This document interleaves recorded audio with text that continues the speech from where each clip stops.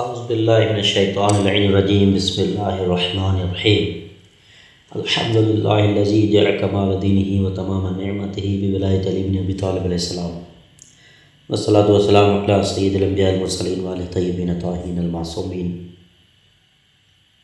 اما بعد فقد قال اللہ تبارک و تعالی فی محکم قرآن المجید بسم اللہ الرحمن الرحیم وَأَنَّ الْمَسَاجِدَ لِلَّهِ فَلَا تَدْعُوا مَعَ اللَّهِ أَحَدًا۔ ناظرین محترم السلام علیکم ورحمۃ اللہ وبرکاتہ۔ مسجد کی اہمیت کیا ہے؟ سورہ مبارک جن آیت نمبر 18 میں پروردگار ارشاد فرماتا ہے کہ بے شک مساجد فقط خداوند متعال کے لیے، بس ان میں خدا کے ساتھ اور خدا کے علاوہ کسی اور کو نہ پکارو۔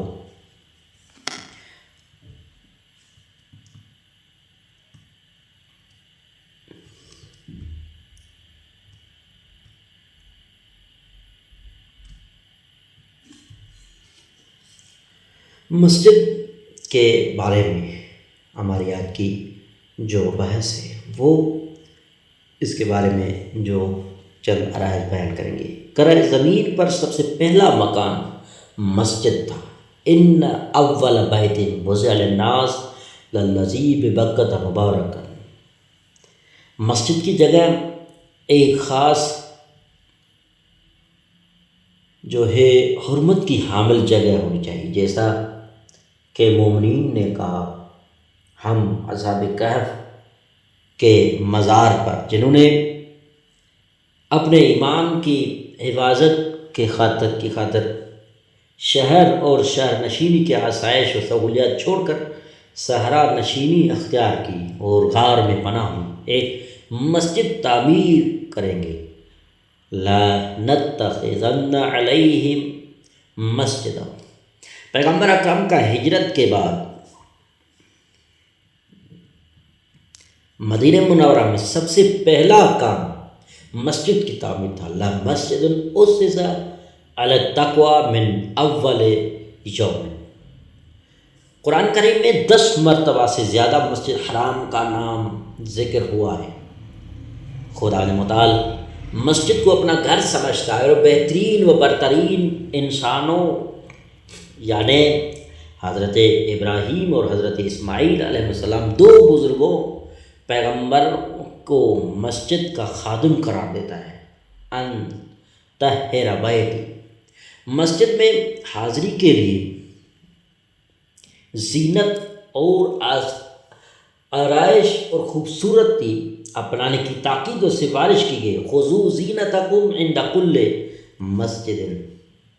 اگر مسجد کی تعمیر تقوی اور پرہیزگاری کی بنیاد پر نہ ہو اور مسجد مسلمانوں کے درمیان تفرقہ و جدائی کا مرکز عامل بن جائے تو اسے خراب کر دینا چاہیے۔ مسجد ضرار۔ مسجد کی عظمت یہاں تک ہے کہ ہر کسی کو مسجد بنانے اور تعمیر کرنے کا حق نہیں ہے۔ ما کان للمشرکین ان یعمروا مساجد اللہ، اور یہ امر فقط ان متقی و شجاع مومنین کے ساتھ مخصوص ہے جو خداوند متعال کے سوا کسی دوسرے سے نہ ڈرے، کہ کہا انما یعمر مساجد اللہ من آمن باللہ۔ تو مسجد کی تعمیر کے بارے میں ہمارے معاشرے میں کہ ہم ہندو سے مسجد کے لیے چندہ لے سکتے ہیں یا نہیں، تو کہا کہ ما کان للمشرکین ان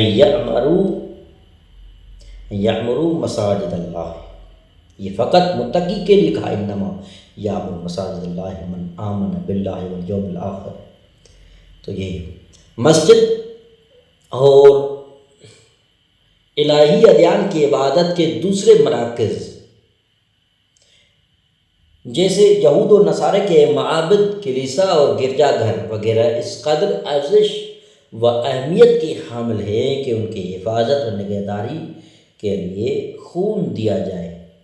لا ہدمت صوامع و بیع و صلوات تو وہ مساجد، اگر خداوند متعال شجاع اور انقلابی افراد کے ذریعے تخریب کار اور متجاوز افراد کو نہ روکے تو تمام ادیان کے عبادی مراکز نیست و نابود ہو جائیں گے۔ یعنی جو ہمارے معاشرے کے جو مذہب کے مقدسات ہیں، خصوصاً امام بارگاہیں، یہ مساجد، امام بارگاہیں اور مدارس، یہ ان کی حفاظت کے لیے جو ہے کوشش کرنی چاہیے۔ مسجد میں حاضری کے کچھ آداب و شرائط ہیں جن کی رعایت ضروری ہے۔ من جملہ یہ کہ اس میں بلند آواز کے ساتھ گفتگو نہ کی جائے، باطل اور گمراہ کنندے باتیں بیان نہ کی جائیں، خرید و فروخت کے بارے میں گفتگو نہ کی جائے، اور ہر قسم کے لغو و بیہودہ کاموں اور مطالب سے دوری اختیار کریں۔ جو قدم بھی مسجد کی طرف اٹھایا جائے اس کے لیے اجر و ثواب ہے۔ مسجد میں نماز جماعت کے انتظار میں بیٹھنا اجر و ثواب ہے۔ وہ مسجد جس میں نماز نہ پڑھی جائے خداوند متعال کے یہاں شکایت کرے گی۔ مسجد کے ہمسائے کی نماز اگر وہ اپنی نماز کو مسجد میں ادا نہ کرے تو کوئی ارزش نہیں رکھتی۔ خداوند متعال اہل مسجد کی وجہ سے دوسروں سے عذاب و عقاب کو برطرف کرے گا۔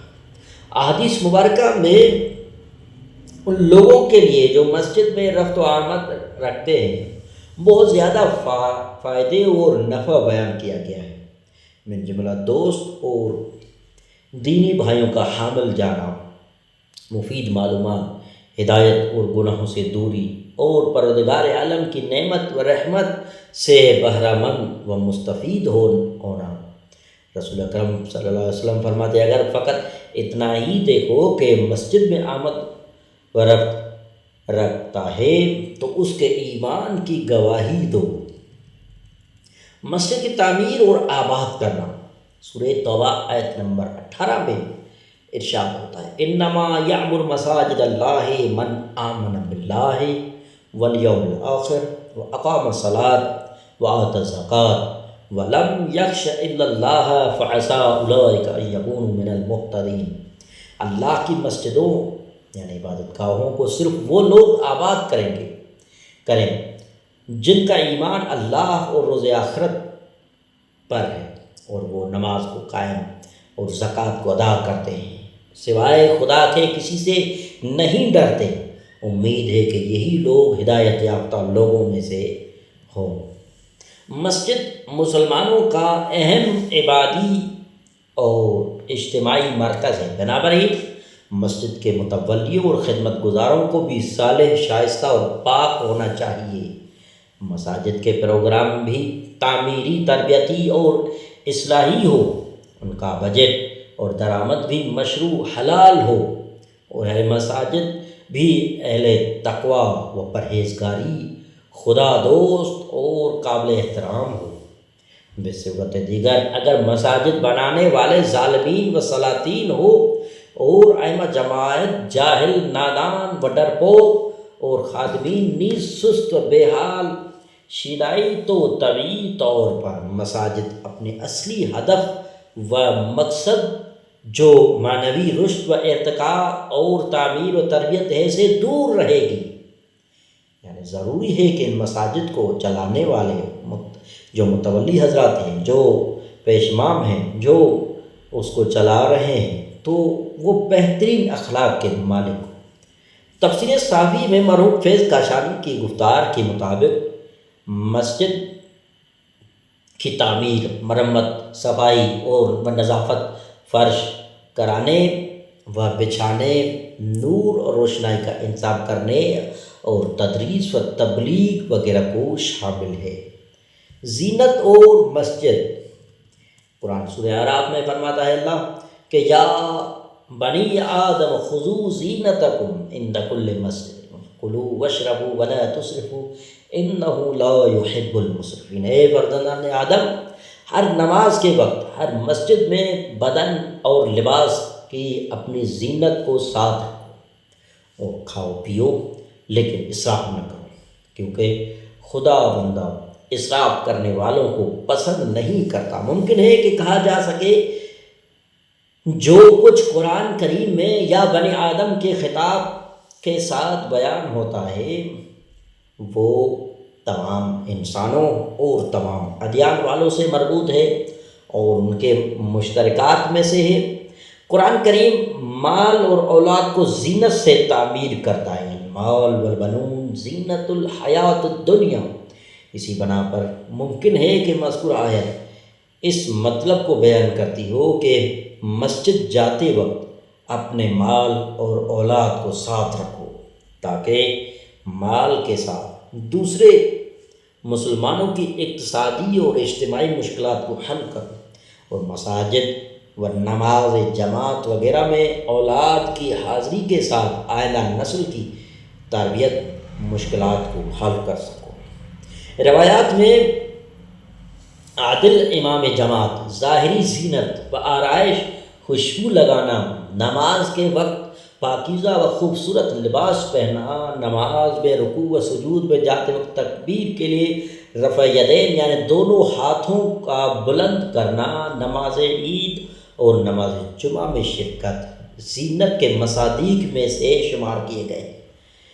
امام حسن مجتبی علیہ السلام نماز اور مسجد میں حاضری کے وقت اپنا بہترین لباس زیب تن کرتے اور فرماتے تھے کہ ان اللہ جمیل یحب الجمال فاتجمل لربی، خداوند متعال خود بھی خوبصورت ہے اور خوبصورتی کو پسند کرتا ہے، اور میں اپنے خوبصورت لباس کو اپنے پروردگار کے لیے زیب تن کرتا ہوں۔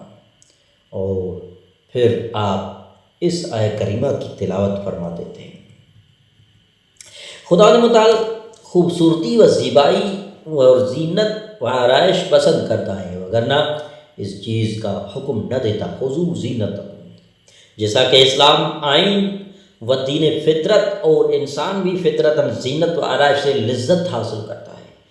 زینت و آرائش کے ساتھ مسجد جانا بندگان خدا اور عبادت خدا کا احترام بھی ہے، اور اسی طرح دوسروں کے مسجد آنے کے لیے عملی ترغیب و جاذبہ ایجاد کرنے کا سبب بھی ہے۔ اگرچہ زینت اور اچھے طعام سے استفادہ کرنا ایک فطری اور طبیعی امر ہے، لیکن کچھ خاص شرائط اور اوضاع و احوال میں جیسے ضرورت مندوں اور محروموں کا معاشرے میں موجود ہونا تقاضا کرتا ہے کہ ان کے ساتھ ہمدردی کی جائے۔ اس لیے ہم تاریخ میں پڑھتے کہ حضرت امام جعفر صادق علیہ السلام کے لباس کی کیفیت کہ جب لوگ نسبتاً رفاہ و آسائش میں زندگی گزار رہے تھے، حضرت علی علیہ السلام کے لباس سے متفاوت تھے، کیونکہ اس وقت لوگ فقیر و نادار تھے، بس اجتماعی شرائط دونوں زمانوں میں ایک دوسرے سے مختلف تھے۔ اس لیے مذکورہ آیت میں تھوڑی سی دقت اور غور فکر کے ساتھ مندرجہ ذیل نکات پیغام سے استفادہ کیا جاتا ہے کہ مسجد جو کہ مسلمانوں کا مرکز ہے اسے آراستہ و مزین، خوبصورت اور جاذب نظر ہونا چاہیے۔ خذوا زینتکم عند کل مسجد، بہترین و خوبصورت ترین لباس بہترین مکان یعنی مسجد کے لیے ہے۔ اسلام نماز کے باطن پر بھی توجہ رکھتا ہے، فی صلاتہم خاشعون، اور اس کے ظاہر پر زینتکم عند کل مسجد، یعنی اسلام یہ نہیں کہتا ہے فقط ظاہر کو اچھا بناؤ، نہیں بلکہ ظاہر کو بھی اچھا بنانے کا حکم دے رہا ہے، تو نماز میں خشوع اور خضوع کا بھی حکم دیتا ہے۔ جی ہاں، اسلام ظاہر باطن دنیا اور آخر دونوں ساتھ ساتھ ہیں۔ زینت اور آرائش اگرچہ فرادہ نماز میں بھی اثر رکھتی ہے، لیکن اجتماع اور مسجد میں اس کی اہمیت مخصوص ہے۔ اول وقت، اول نماز، پھر اس کے بعد طعام، عند کل مسجد، پہلے کہا عند کل مسجد، وَكُلُوا وَاشْرَبُوا، پہلے روح و معنویت کی طرف توجہ، پھر اس کے بعد جسم کی طرف توجہ ہے کہ یعنی مسجد میں اس کے بعد جو کھانے اور پینے کا جو ہے حکم دیا گیا ہے السلام علیکم ورحمۃ اللہ وبرکاتہ.